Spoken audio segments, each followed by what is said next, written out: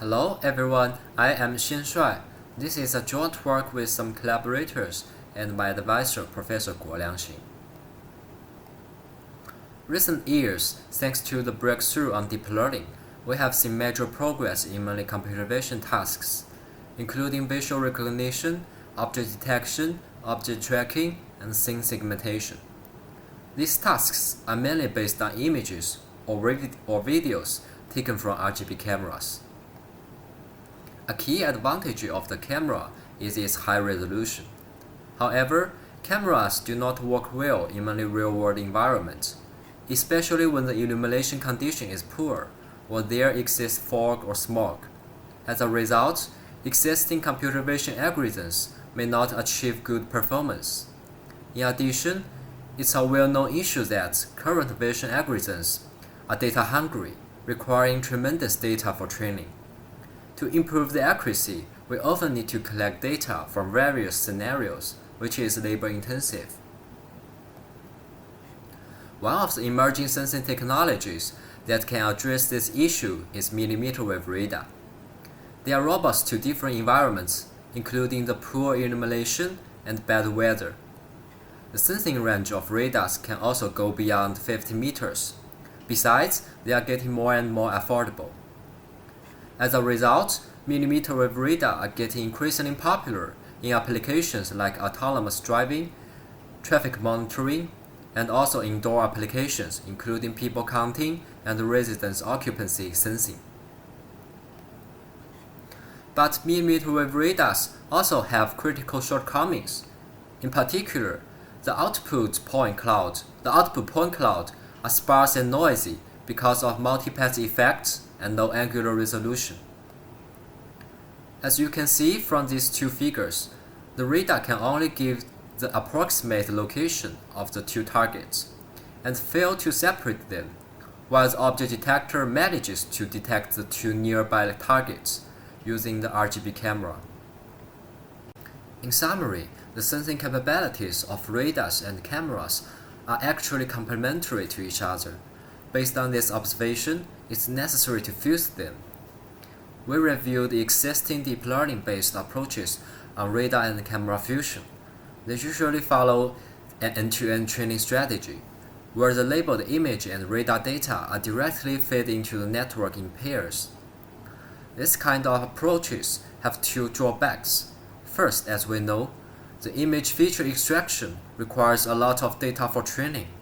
That means we need to collect and annotate a large amount of radar and camera data, which is labor-intensive. Besides, the fusion networks are usually specifically designed. They cannot leverage state-of-the-art object detectors. For example, if we want to integrate a new image-based detector to improve the fusion performance, we may have to completely redesign the network architecture and do retraining. To this end, we propose milliEye. Our goal is to develop a sensing system that can leverage the fusion of radar and camera to achieve the following objectives. First, it should be highly robust and accurate in real-world scenarios. Specifically, we want to achieve the same level of performance as the state-of-the-art image-based vision algorithms. And at the same time, the system should work well under challenging scenarios, like in the poor illumination conditions. Second, the system can be trained with a small amount of data, which can reduce the effort on data collection and can be easily deployed. Third, the system should be compute efficient and can run in real time on embedded devices. In order to achieve these objectives, milliEye has two key features. One of the features is a decoupled training strategy. In particular, we first train image-related layers on large public image datasets, like ImageNet or Microsoft Coco. Then, we train other layers on customized small image and radar datasets. The advantage is that it can fully utilize the large image datasets for extensive training. Other layers that are not directly exposed to image features are usually more scenario agnostic, thus can be trained with only a small amount of fusion data. Another key feature of milliEye is that it uses a two-stage object detection architecture. We can see here, the first stage is performed once for every frame, where radar and camera generate their own bounding boxes individually. Of course, there may exist some false positive boxes that should be eliminated. The second stage is called the box refinement, which is needed only once for every box. It does two things: adjust the box location and determine whether each box should be kept or discarded. In this example, the rightmost red box is deleted during the refinement. This two-stage architecture allows milliEye to leverage the state-of-the-art object detectors, because in the first stage, we let the object detector generate its own bounding box proposals. As a result, we can replace the image-based object detector independent of other components. Meanwhile, previous literature shows that a two-stage structure can improve the accuracy. Here comes to the overview of milliEye. It mainly includes 4 modules: image-based object detector, radar branch, ROI cropping, and ROI-wise refinement head. As shown in this figure, both the image object detector and radar branch will generate feature maps and bounding boxes. The combined feature map from 2 modalities are cropped by the box proposals from 2 modalities. Finally, every cropped feature map will enter the refinement module. We will introduce them one by one in the following. The object detector takes the image as inputs.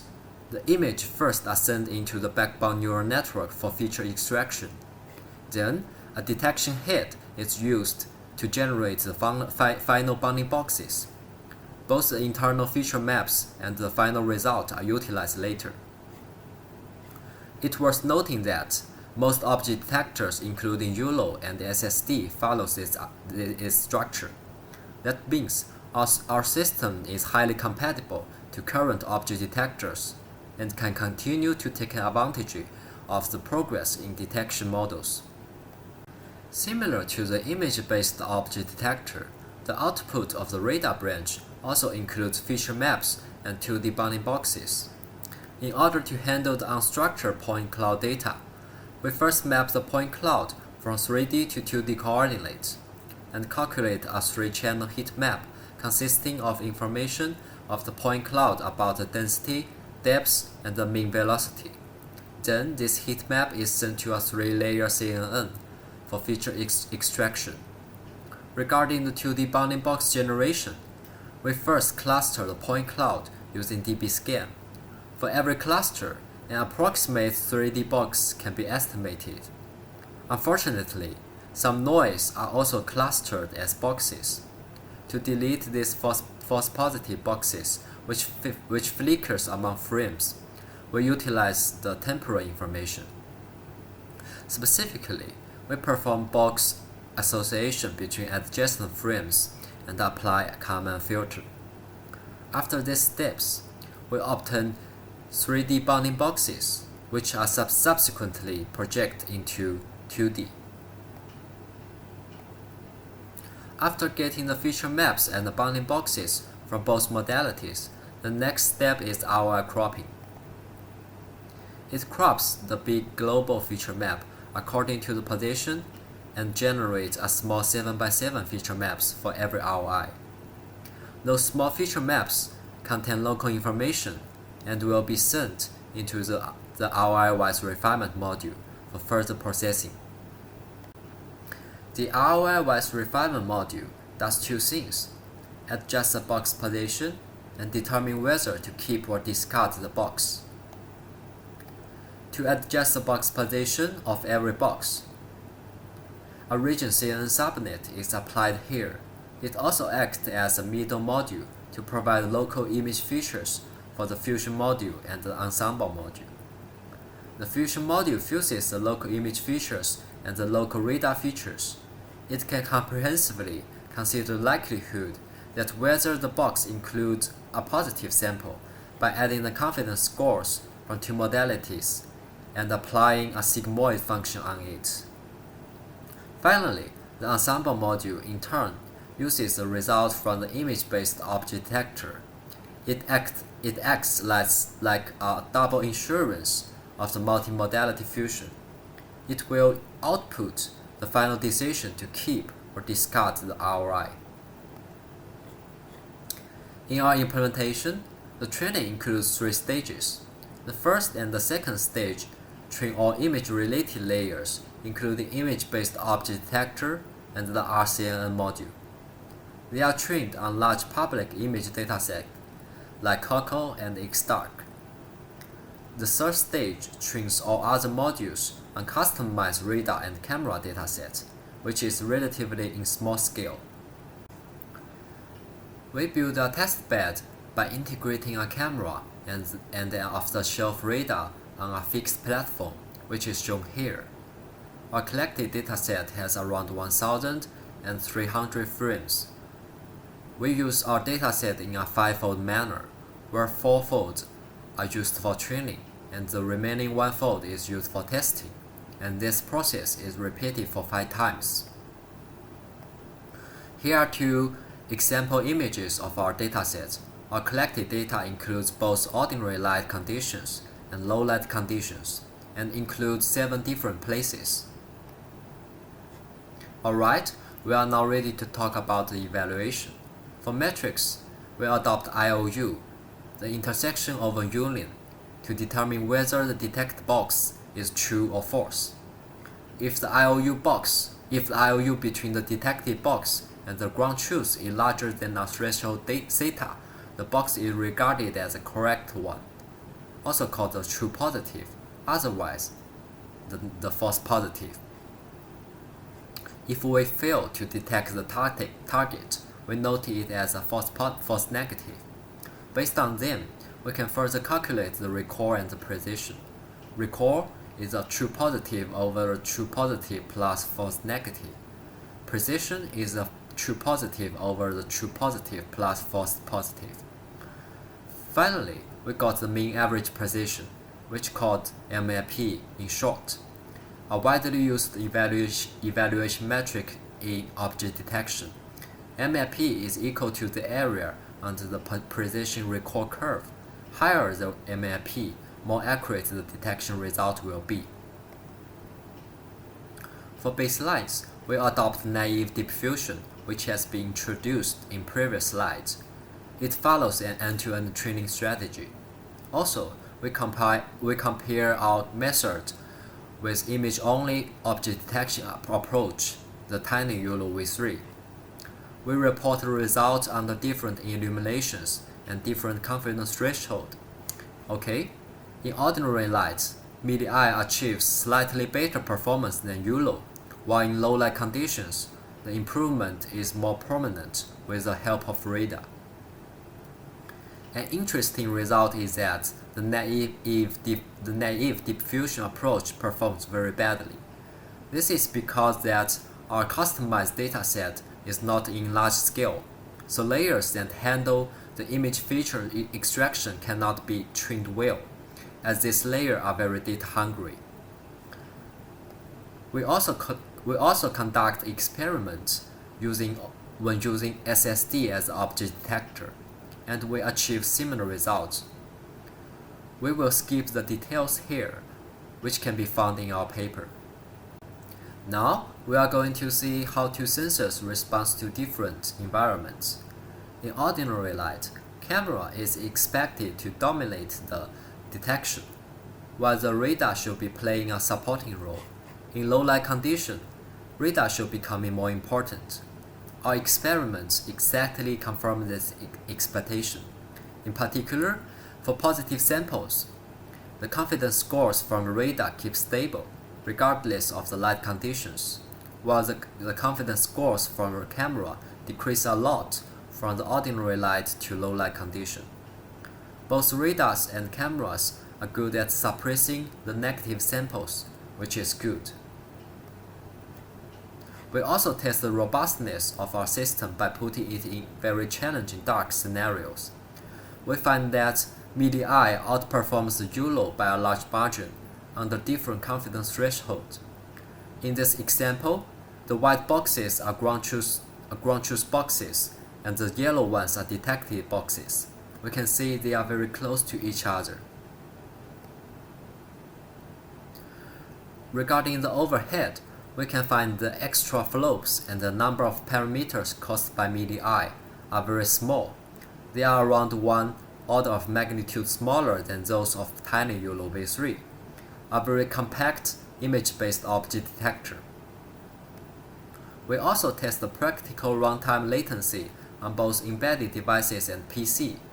On NVIDIA Jetson TX2, the extra latency brought by the milliEye is only 16.8 milliseconds per frame, and the FPS on TX2 is more than 13. Okay, let's see a demo video. 3 approaches from left to right are radar only, camera only, and fusion approach. We can see clearly, radar tracks a person from frame to frame. However, the box location is not that accurate. Image-based object detector can detect the accurate position of the target when the person is in bright area, while it fails when the person is in the shadow. Our proposed milliEye takes advantages of the strength of the 2 sensors and can detect the target very accurately. We believe our technology has potential application venues in many scenarios. For example, in smart home, our system enables continuously person tracking and counting in challenging scenarios. In smart factory, it can be installed on robots to avoid the unconscious person in its path. In intelligent transportation, many smart lampposts have already equipped with cameras and radars. Our technology can help them to track vehicles and people in all weather conditions. When mounted on vehicles, this technology can also allow autonomous vehicles to prevent collision more reliably using only radar and camera. In conclusion, we propose milliEye. It achieves highly robust system performance under different environments, and is compatible to different object detectors, and is also compute efficient. Last but not least, it can work with small radar and camera training data. At the end of the presentation, I would like to thank my collaborator Yulin, Yi, Shuyao, Luping, and my supervisor Professor Xin. As a last remark, we have made our implementation available on the GitHub page. Thanks for watching.